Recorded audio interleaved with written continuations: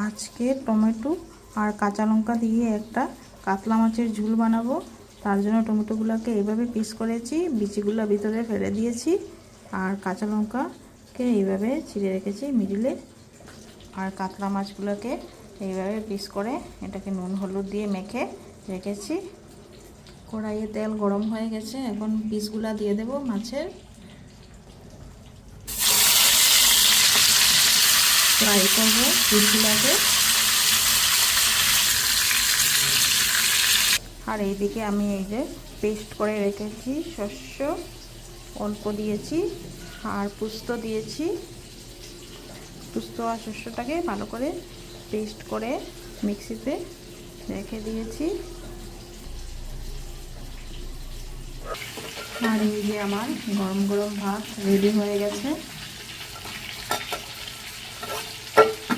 মাছগুলো ফ্রাই হয়ে গেছে।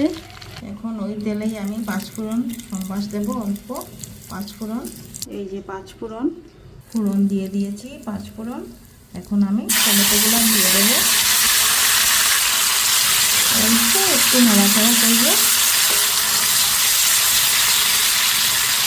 বাস এখন আমি পেস্টটা দিয়ে দেবো, পেস্ট করে রেখেছিলাম। শুক্তো দিয়েছি একটু বেশি করে, আর শস্যটা অল্প দিয়েছি, আর দুটা কাজুও দিয়েছিলাম, দু চারটে।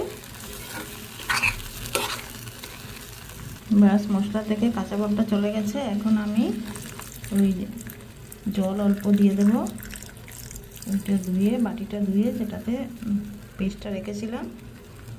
এখন আমি কাঁচা লঙ্কা কুচিগুলাও দিয়ে দেব। এখন আমি মাছগুলাও দিয়ে দেব ফ্রাই করে রাখা।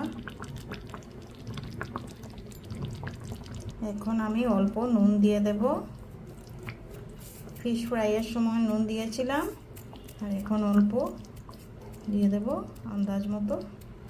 বাস আমার রেডি কাতলা মাছের ঝোল। এই দেখো, tasty tasty, yummy yummy. Thanks for watching, bye by.